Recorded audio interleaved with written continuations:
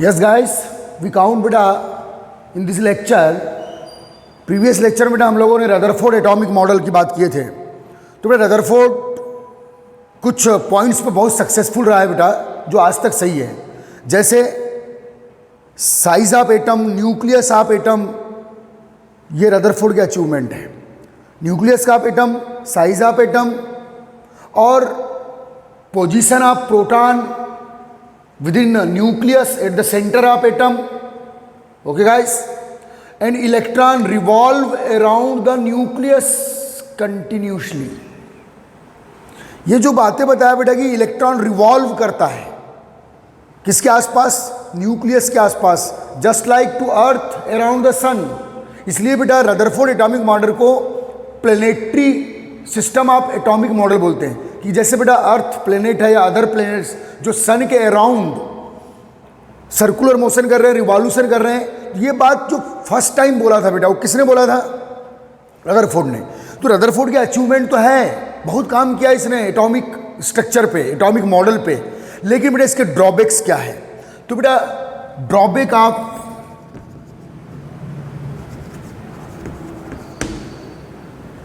लिखिएगा, drawback of Rutherford model, drawback of Rutherford model.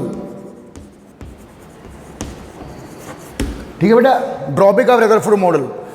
तो देखिए बेटा, एक साइंटिस्ट था मैक्सवेल। जब रदरफोर्ड ने अपना एटॉमिक स्ट्रक्चर दिया बेटा कि न्यूक्लियस में वही प्रोटॉन है और पूरा न्यूक्लियस का जो मास है, जो एटम का मास है वो बेटा पूरा न्यूक्लियस में कॉन्सेंट्रेट है। और nucleus compare then the size of atom 10⁵ time, लगभग 1,00,000 गुना छोटा है। कौन बेटा? Nucleus compare then the volume of atom. Okay guys, तो बेटा जब, और क्या बोल रहा है बेटा रदरफोर्ड कि इलेक्ट्रॉन अराउंड द न्यूक्लियस क्या कर रहा है बेटा? Circular motion. ध्यान दीजिएगा, इलेक्ट्रॉन अराउंड द न्यूक्लियस क्या कर रहा है बेटा? सर्कुलर मोशन कर रहा है, रिवॉल्यूशन कर रहा है। तो ये फर्स्ट टाइम बोलने वाला कौन है? रदरफोर्ड है। अब बेटा हम लोग बात करेंगे ड्रॉबैक ऑफ रदरफोर्ड मॉडल। ध्यान दीजिएगा, तो फर्स्ट ड्रॉबैक, तो एक साइंटिस्ट था बेटा मैक्सवेल। मैक्सवेल उस समय इलेक्ट्रोमैग्नेटिक जो रेडिएशंस है, जो इलेक्ट्रोमैग्नेटिक वेव्स है, उन पे काम कर रहा था। तो उसने एक बात बोला जो सही है। वो बोलता है कि जब इलेक्ट्रॉन लाइक माइक्रो पार्टिकल, या इलेक्ट्रॉन बेटा लाइक चार्ज पार्टिकल है बेटा, इलेक्ट्रॉन में नेगेटिवली चार्ज है, आपको मालूम है। इलेक्ट्रॉन लाइक चार्ज पार्टिकल जब बेटा कंटिन्यूसली रिवॉल्यूशन करेगा, ओके गाइस, तो अपनी एनर्जी रिलीज करेगा। ध्यान दीजिएगा, रदरफोर्ड बोलता है कि अराउंड द न्यूक्लियस इलेक्ट्रॉन क्या करेगा? कंटिन्यूस रिवॉल्यूशन करेगा। ओके गाइस, तो मैक्सवेल बोलता है भाई रदरफोर्ड तू बोल तो सही रहा है, लेकिन जब electron like charge particle continuously revolution करेगा तो वो बेटा अपना एनर्जी का कंटिन्यूसली लॉस करेगा, कंटिन्यूसली अपनी एनर्जी को लॉस करेगा। ध्यान दीजिएगा, कंटिन्यूसली अपनी एनर्जी को लॉस करेगा। और बेटा जब कंटिन्यूसली एनर्जी का लॉस करेगा, भाई आप मान लो बेटा साइकिलिंग कर रहे हैं, तो अगर आपने सुबह साइकिलिंग स्टार्ट की तो शुरुआत में आपकी स्पीड ज़्यादा होगी, लेकिन आपकी बॉडी की एनर्जी क्या हो रही है बेटा? लॉस हो रही है। लॉस हो रही है तो क्या स्पीड आपकी वही रहेगी, धीरे धीरे कम होगी? यस, धीरे धीरे कम होगी। तो उसी टाइप से बेटा जब इलेक्ट्रॉन कंटिन्यूसली एनर्जी का लॉस करेगा, देखो रदरफोर्ड के मॉडल को फ्लॉप करेगा मैक्सवेल, मैक्सवेल की थ्योरी। मैक्सवेल बोल रहा है बेटा कि जब चार्ज पार्टिकल कंटिन्यूसली रिवॉल्यूशन करता है तो वो कंटिन्यूसली अपनी एनर्जी को क्या करेगा बेटा? रिलीज करेगा। और एनर्जी रिलीज करेगा तो उसका जो रेडियल पाथ है वो कंटिन्यूसली रिड्यूस होगा। ध्यान दीजिएगा, उसका जो रेडियस पाथ है, उसका जो रेडियल पाथ है, जो रिवॉल्यूशनरी पाथ है, ओके, वो धीरे धीरे कम होगा बेटा, ऐसे कम होते जाएगा। और जो इलेक्ट्रॉन है बेटा न्यूक्लियस के और करीब आकर finally put down in the nucleus. ध्यान दीजिए, ये मैक्सवेल बोल रहा है कि भाई रदरफोर्ड तू तो बोल रहा है कि यार इलेक्ट्रॉन कंटिन्यूसली क्या करेगा? सर्कुलर मोशन, रिवॉल्यूशन करेगा अराउंड द न्यूक्लियस, लेकिन जब भी कोई चार्ज पार्टिकल रिवॉल्यूशन करता है तो वो अपनी एनर्जी को कंटिन्यूसली एनर्जी का लॉस करता है। तो बोले यहाँ से यहाँ तक चला तो सपोज E1, यहाँ से यहाँ तक चला सपोज E2, यहाँ से यहाँ तक चला सपोज E3, यहाँ से यहाँ तक चला सपोज E4, एनर्जी का लॉस करेगा। ओके गाइस, समझना बेटा, ये एनर्जी किसके रूप में निकलेगी बेटा? रेडिएशन के रूप में, रेडिएशन के फॉर्म में एनर्जी रिलीज होगी। ध्यान दीजिए। तो ये बेटा ये मैक्सवेल बोलता है कि रदरफोर्ड अगर तू ये बोल रहा है तो मैं ये बोल रहा हूँ। तो और ये बात बेटा उसकी एक्सपेरिमेंटल सही थी, किसकी? मैक्सवेल की। तो देखिए the first drawback of Rutherford according to Maxwell, लिखना बेटा, चलो नोट्स बनाओ। According to Maxwell, when electron like charge particle, electron बेटा नेगेटिवली चार्ज पार्टिकल है, पता ही है आपको। Electron like charge particle revoluted around the nucleus, चलिए नोट्स बनाइए। Around the nucleus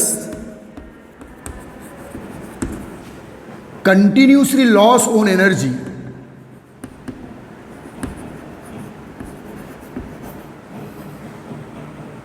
continuously loss on energy, loss on energy.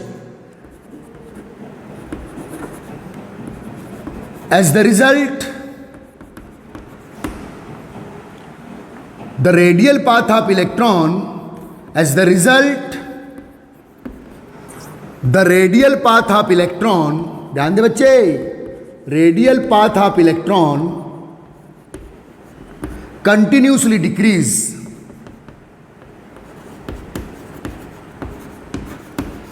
continuously decrease, then electron finally put down in the nucleus,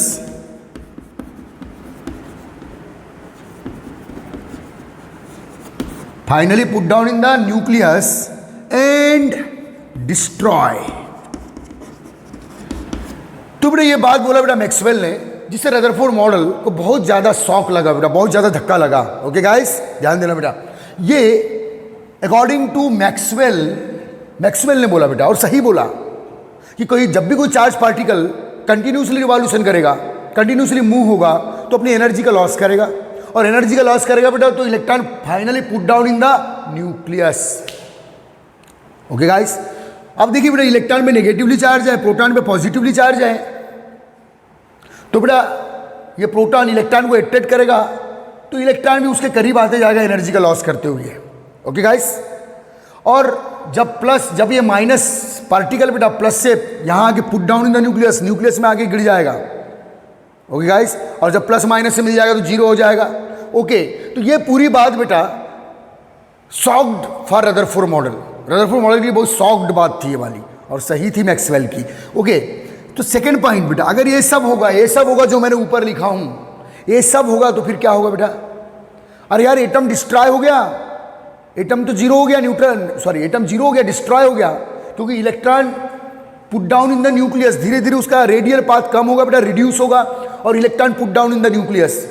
okay guys, ना दस second point लिख रहा हूं बेटा, दस Rutherford model of atom,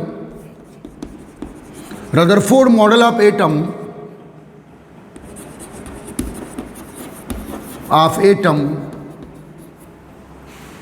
not explain the stability of atom. Thus, the Rutherford model of atom does not explain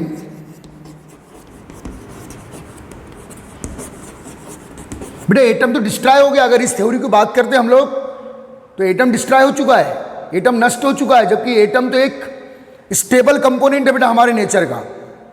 अगर atom ही destroy हो गया तो फिर लिविंग और नॉन लिविंग आपको मिलने वाले नहीं है यहाँ। एटम डिस्ट्रॉय में सब कुछ destroy according to Rutherford model. Okay guys, does not explain the stability of atom, does not explain the stability of atom. चलिए बेटा लिख डालिए इनको, सेकेंड पॉइंट। ओके, तो बेटा रदरफोर्ड बोल रहा है कि इलेक्ट्रॉन रिवॉल्यूशन कर रहा है, लेकिन एनर्जी कंजर्वेशन को नहीं बता रहा, जबकि एक एटम की एनर्जी कंजर्व होती है बेटा। ओके गाइस, एक इलेक्ट्रॉन की एनर्जी कंजर्व होती है, उसको नहीं बता रहा है। Okay, does not explain third point, क्योंकि बेटा रदरफोर्ड मॉडल के अकॉर्डिंग जो मैक्सवेल बोल रहा है एनर्जी का कंटिन्यूसली लॉस हो रहा है, तो एनर्जी कंजर्वेशन को नहीं समझा पा रहे हैं आप। जबकि इलेक्ट्रॉन का एनर्जी कंजर्व होता है बेटा जब वो एटम में जो भी इलेक्ट्रॉन होगा उसकी एनर्जी कंजर्व होगी। कब बढ़ेगी कब कम होगी ये आगे हम लोग बोहर मॉडल्स में पढ़ेंगे। लेकिन जिस भी रेडियल पाथ में वो रिवॉल्यूशन करेगा, जिस भी रेडियल पाथ में अराउंड द न्यूक्लियस वो रिवॉल्यूशन करेगा, उसकी एनर्जी कंजर्व रहती है। एक ड्यूरिंग रिवॉल्यूशन एनर्जी है, ना तो उसकी बढ़ती है ना तो कम होती है। ये आगे कौन समझाएगा बेटा, आगे इसको कौन एक्सप्लेन करेगा, बोहर। ठीक है, रदरफोर्ड मॉडल के जो फ्लॉप है उसको बोहर रिमूव करने वाला है। बोहर मॉडल ऑफ एटम बहुत इंपॉर्टेंट मॉडल है बेटे। ठीक है, okay guys. Third, Rutherford model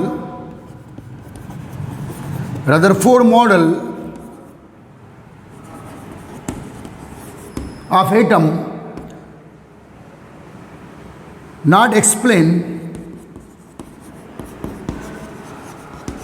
does not explain energy conservation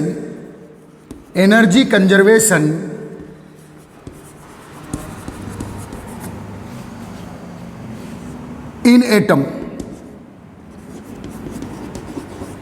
does not explain energy conservation in atom।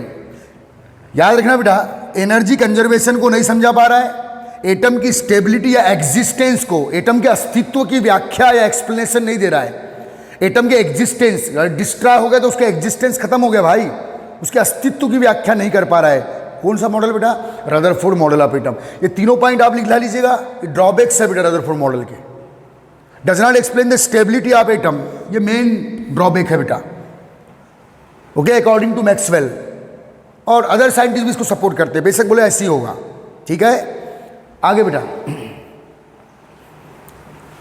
तो बेटा देखो, रदरफोर्ड मॉडल में एनर्जी, जब भी इलेक्ट्रॉन किसी सर्कुलर पाथ में रिवॉल्यूशन कर रहा है तो उसकी एनर्जी बेटा, उस सर्कुलर पाथ की एनर्जी, याद रखना, उस सर्कुलर पाथ की एनर्जी फिक्स नहीं होगी, ना सर्कुलर पाथ की रेडियस फिक्स होगी। अभी ये रेडियस है बेटा, अब फिर ये रेडियस हो गई, फिर ये रेडियस हो गई, फिर ये रेडियस, धीरे धीरे उसकी रेडियस कम हो रही है। तो याद रखना बेटा, फिक्स रेडियल पाथ और फिक्स एनर्जी पाथ की बात नहीं कर रहा है कौन, Rutherford model of atom.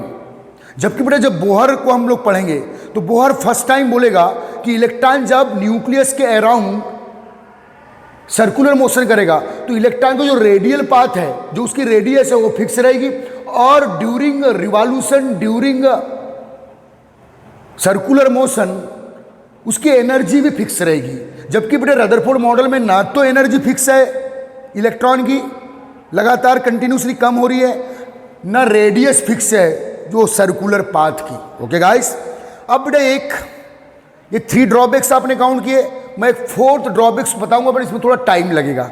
4 drawbacks में मैं स्पेक्ट्रम की बात करूंगा। ओके गाइस, तो चलो मैं इसको रब कर रहा हूं बेटा, लिख लिया आपने।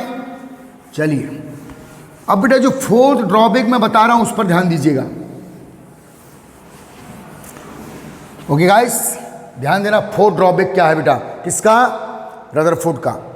देखिए बेटा, एनर्जी का जो इलेक्ट्रोमैग्नेटिक वेव्स है, देखो बेटा जो एनर्जी निकलेगी एटम से, अरे जो सन से एनर्जी निकल रही है, जो ट्यूबलाइट से एनर्जी निकल रही है, जो आपके कैंडल लाइट से एनर्जी निकल रही है, किसी भी लाइट सोर्स से एनर्जी निकल रही है, वो सब इलेक्ट्रोमैग्नेटिक वेव्स है, वो सब इलेक्ट्रोमैग्नेटिक रेडिएशन है। ओके गाइस, अब देखिए बेटा, मैं पहले यहां बात करता हूं स्पेक्ट्रम, इस शब्द को समझ लो। तो बेटा जैसे आप स्पेक्ट्रम में आपने 9th 10th में पढ़े होंगे कि ये सनलाइट है बेटा। ओके बेटा, सनलाइट से जो वेव्स रिलीज हो रही है, अब सनलाइट से बेटा दुनिया भर की वेरियस टाइप की इलेक्ट्रोमैग्नेटिक वेव्स निकलती है, उसमें एक विजिबल वेव्स भी होती है, जिसको हम लाइट बोलते हैं बेटा, विजिबल लाइट या सनलाइट। इसके अलावा भी बेटा इंफ्रारेड है, अल्ट्रावायलेट रेज है, कॉस्मिक रेज है, ये सब सन से रिलीज हो रही है। ओके गाइस, अब सन यहाँ क्यों आ गया, अबे सन में भी एटम ही है बेटा, सन में हीलियम एटम्स है, हीलियम एटम की एनर्जी है वो, सन में हीलियम एटम है। तो मैं तो एटॉमिक स्ट्रक्चर ही पढ़ा रहा हूँ, और सन में क्या है बेटा, किसी भी, चाहे ट्यूबलाइट हो, चाहे कैंडल लाइट हो, चाहे सनलाइट हो, यहाँ से जो लाइट वेव्स आ रही है या जो अदर इलेक्ट्रोमैग्नेटिक रेडिएशन आ रही है वो एटम से ही रिलीज हो रही है, सन से रिलीज हो रही है। सन में क्या है? एटम है। सन में हीलियम एटम का भंडार है। ये जो ट्यूबलाइट्स वगैरह बेटा जो आपके इसमें नियॉन, ऑर्गन, क्रिप्टॉन जैसी गैसेस हम लोगों ने भर के रखे हैं।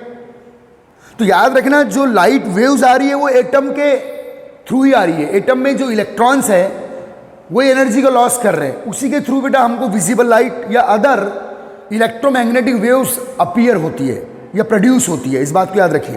तो ठीक है बेटा, सनलाइट, अब ये वाला बेटा आपने पढ़े हो, इस सनलाइट को बेटा आप किसी एक प्रिज्म से पास करते हैं।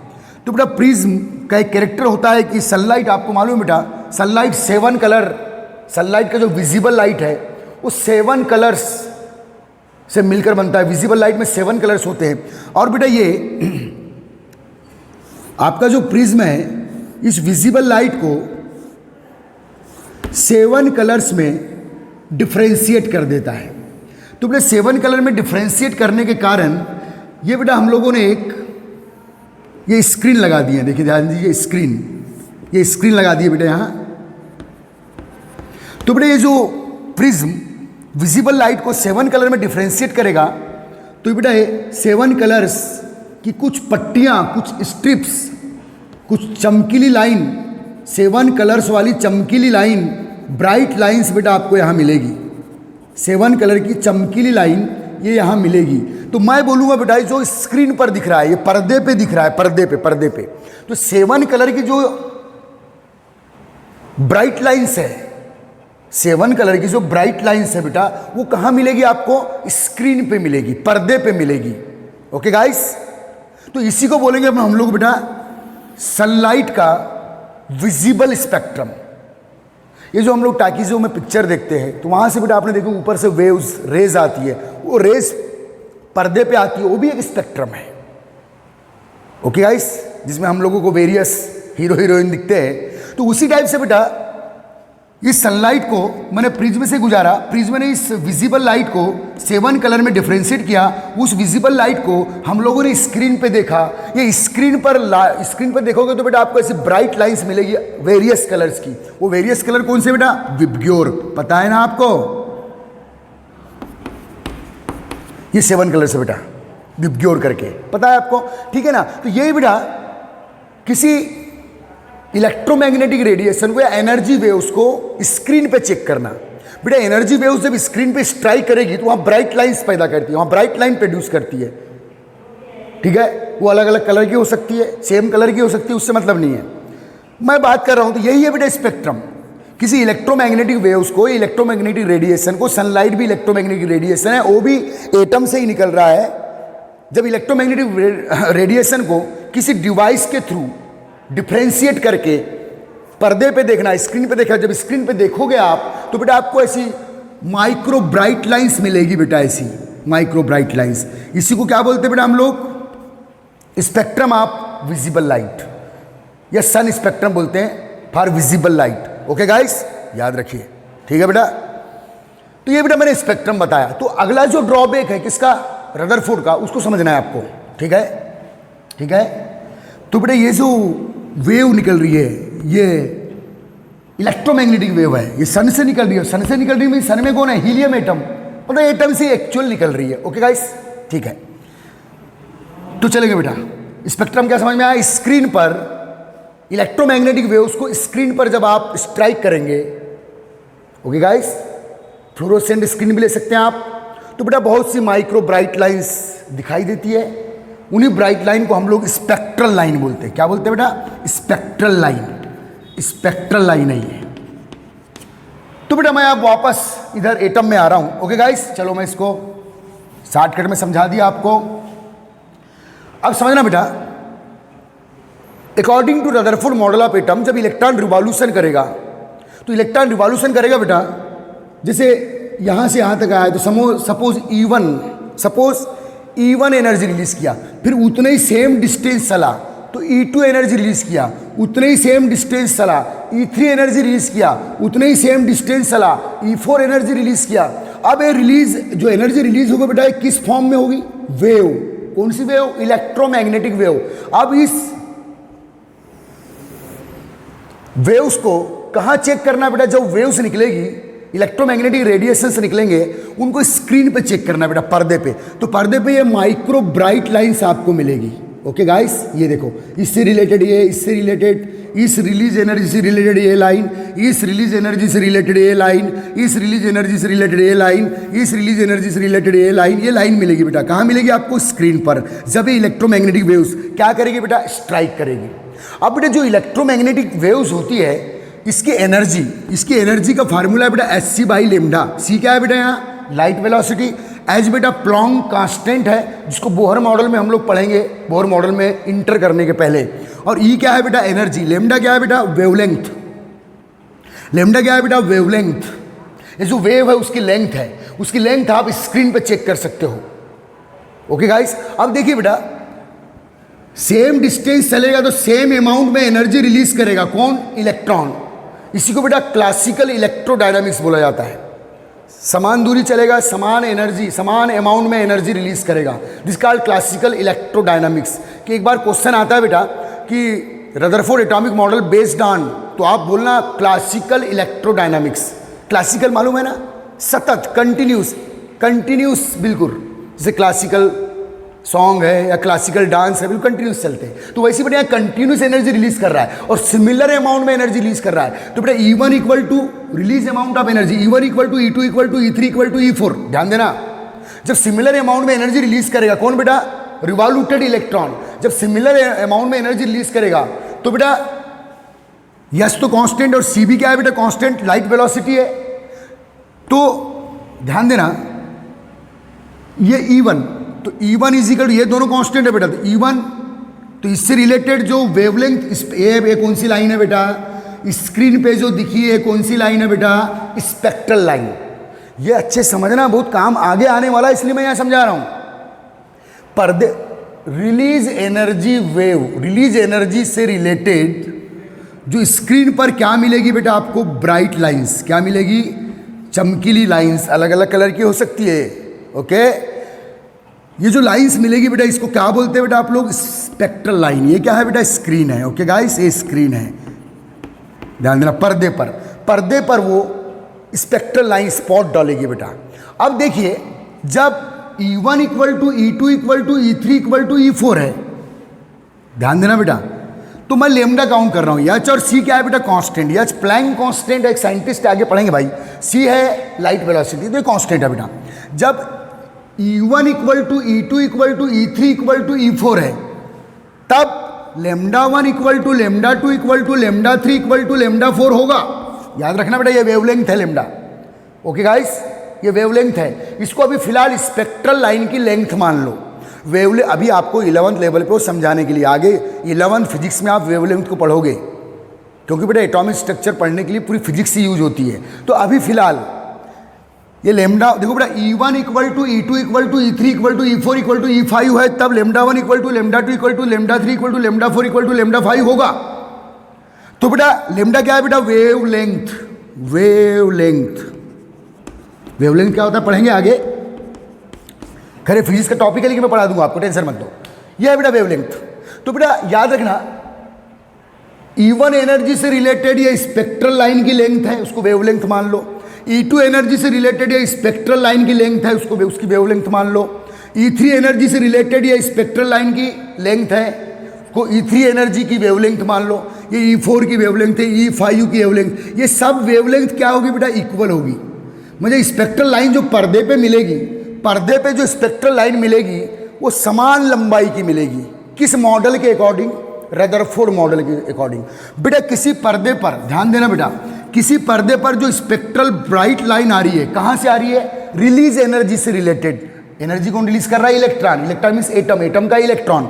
तो देखो बेटा, यदि किसी स्पेक्ट्रम में पर्दे पर, स्क्रीन पर जो स्पेक्ट्रल लाइन है वो सेम लेंथ की आ रही है, एक सिमिलर लेंथ की आ रही है बेटा, बिल्कुल ऐसी आ रही है, एक जैसी सिमिलर लेंथ की। सिमिलर लेंथ की कब आएगी? जब वो सिमिलर अमाउंट में एनर्जी इलेक्ट्रॉन कंटिन्यूसली रिलीज करेगा। तो बेटा जब E1 equal to E2 equal to E3 equal to E4 है, तो E is equal to SC by lambda. इस इक्वेशन से lambda 1 equal to lambda 2 equal to lambda 3 होगा, लेमडा 4, लेमडा 5 होगा, तो बेटा वेवलेंथ, सेम वेवलेंथ की स्पेक्ट्रल लाइन यहाँ मिलेगी। ऐसा समझ लो अभी फिलहाल समान लंबाई की स्पेक्ट्रल लाइन मिलेगी। और ऐसे स्पेक्ट्रम को बेटा कंटिन्यूअस स्पेक्ट्रम बोलते हैं। क्या बोलते हैं बेटा? Continuous spectrum.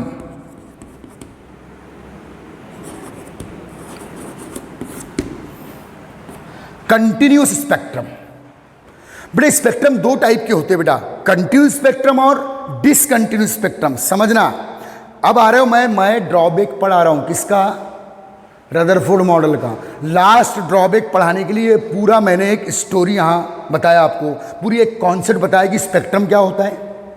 और स्पेक्ट्रम अब दो टाइप के होते हैं बेटा, कंटिन्यूअस और डिसकंटिन्यूअस। कंटिन्यूअस स्पेक्ट्रम को अपन कब बोलेंगे बेटा? कंटिन्यूअस स्पेक्ट्रम जब पर्दे पर जो ब्राइट लाइन्स आ रही है, जो रिलीज एनर्जी पर्दे पे स्ट्राइक कर देगी स्क्रीन, और जो ब्राइट लाइन्स आ रही है वो सिमिलर लेंथ की मिल रही है, तो कंटिन्यूअस स्पेक्ट्रम। और डिफरेंट लेंथ की मिल रही है तो डिसकंटिन्यूअस स्पेक्ट्रम। तो ये बताइए रदरफोर्ड मॉडल एटम के, ये पूरा एटम है, एटम के कंटिन्यूअस स्पेक्ट्रम को एक्सप्लेन कर रहा है कि डिसकंटिन्यूअस स्पेक्ट्रम को एक्सप्लेन कर रहा है?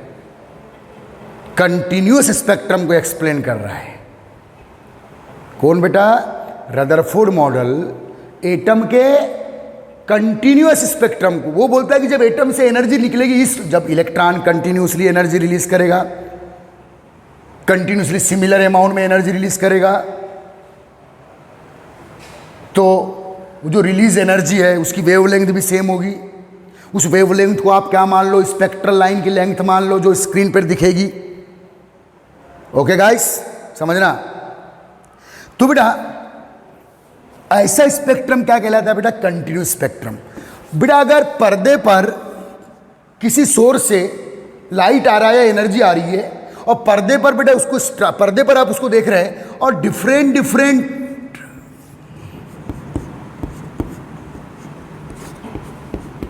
बेटा इस टाइप की स्पेक्ट्रल लाइन अगर पर्दे पे मिल रही है, कुछ कम लंबाई की, कुछ ज़्यादा लंबाई की, कुछ कम की, कुछ और कम की, कुछ और ज़्यादा की, कुछ और ज़्यादा, इस टाइप की अगर बेटा स्पेक्ट्रल लाइन पर्दे पे मिल रही है, तो इसको बोलते हैं बेटा डिसकंटिन्यूअस स्पेक्ट्रम। क्या बेटा? Discontinuous spectrum. तो स्पेक्ट्रम आर टू टाइप। अगर इस टाइप की स्पेक्ट्रल लाइन स्क्रीन पे मिल रही है, रिलीज एनर्जी से रिलेटेड, किसी भी सोर्स से, एटम से रिलीज एनर्जी से रिलेटेड इस टाइप की स्पेक्ट्रल लाइन पर्दे पे मिल रही है तो कंटिन्यूअस स्पेक्ट्रम, और इस टाइप की अलग अलग लेंथ की स्पेक्ट्रल लाइन पर्दे पे मिल रही है तो स्क्रीन पे मिल रही है तो डिसकंटिन्यूअस स्पेक्ट्रम। तो रदरफोर्ड मॉडल कंटिन्यूअस को एक्सप्लेन कर रहा है कि डिसकंटिन्यूअस को? कंटिन्यूअस को। क्यों? Because E1 E2 E3 equal to E4 है, तो lambda 1 equal to lambda 2 equal to lambda 3 equal to lambda 4 होगा। तो स्पेक्ट्रल लाइन की लेंथ स्क्रीन पे जो मिलेगी, जो स्पेक्ट्रल लाइन मिलेगी, चमकीली लाइन मिलेगी, अलग अलग कलर की हो सकती है, उसकी लेंथ सेम होगी। Such spectrum is called continuous spectrum. तो बेटा ये याद रखना, आगे बोहर मॉडल में फिर आएंगे इस पर। तो बेटा देखो, नाउ ए डेज, वर्तमान समय में प्रूव हो चुका है कि एटम का जो स्पेक्ट्रम होता है वो डिसकंटिन्यूअस होता है।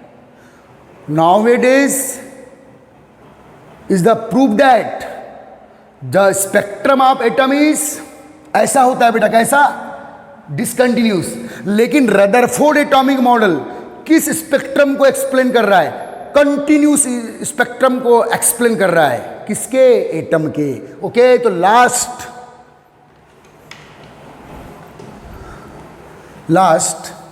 लास्ट ड्रॉबैक लिख रहा हूं बेटा, बहुत ही इंपॉर्टेंट है। कौन से नंबर का देख लेना, चलो 4th नंबर का या 5th जो भी होगा ना बेटा। Rutherford model of atom, Rutherford model of atom explain the continuous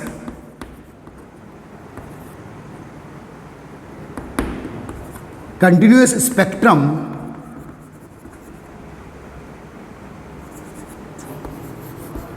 of atom, but nowadays clear that the spectrum of atom is discontinuous.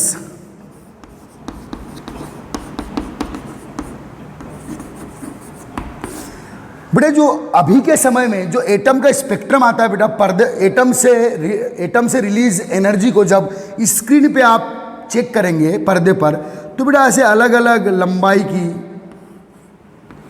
अलग अलग लेंथ की माइक्रो ब्राइट लाइंस मिलती है बेटा। और ऐसा स्पेक्ट्रम क्या है? डिसकंटिन्यूस। और एटम इसी टाइप के स्पेक्ट्रम को शो कर रहा है।